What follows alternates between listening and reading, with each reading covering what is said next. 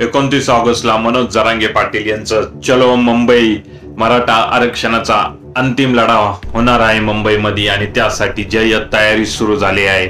असं असलं तरी यंदा मात्र मराठा आरक्षणाच्या या लढाईमध्ये पावसाचा प्रमुख अडथळा असणार आहे मनोज जरांगे पाटील व मराठा आंदोलकांना। आणि त्या पार्श्वभूमीवर अनेक स्वयंसेवक मराठा आरक्षणाच्या या लढाईमधील आहेत, त्यांनी काही पूर्व सूचना केल्या आहेत, त्याचं पालन करायचं आहे, त्या बघूया आपण। पाऊस पडल्याच्या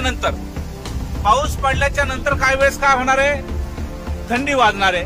अंग भिजल्याच्या नंतर थंडी वाजते, आपल्याला पांघरायला सुद्धा गरजेचं आहे किंवा शोटर सुद्धा असणं आपल्या सोबत गरजेचं आहे। एवढंच नाही, याच्यामध्ये काही लोकांना ऍसिडिटी होत असते, काही जणांना हिवताप येत असते, त्या हिवतापाच्या ऍसिडिटीच्या अंगदुखीच्या गोळ्या सुद्धा आपल्या सोबत टॅबलेट असणं गरजेचं आहे।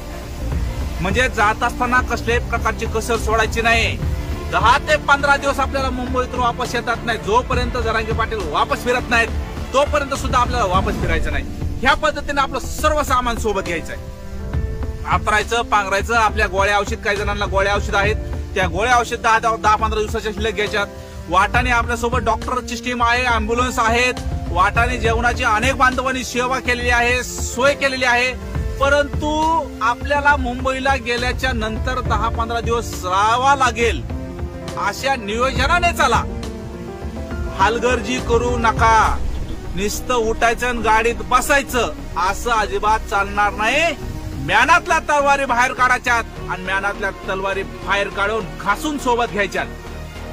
म्हणजेच शेतकरी माणसात भावांनो, नांगर जरी चालवायचं विसरलोत ना तरी पण नांगरा सोबत उपटून टाकायची हिंमत फक्त शेतकऱ्यामध्ये आहे। आणि ही एकजुटीची ताकद आपल्याला आता 27 तारखेला आंतरवालीतून निघायचंय, 29 तारखेला मुंबईला पोहोचायचंय। हजारोने लाखोनी नाही, फडणवीस साहेब कोट्यवधी बांधव मुंबईत येणार आहेत, कोट्यवधी बांधव। एवढंच काय, गणपतीचा दिवस आहे, आम्ही आमच्या ग्रामीण भागाचा मानाचा गणपती मुंबईमध्ये आणणार आहेत, मुंबईमध्ये। आणि मुंबईच्या समुद्रात आम्ही आमचा मानाचा गणपती बुडवायला येतोय।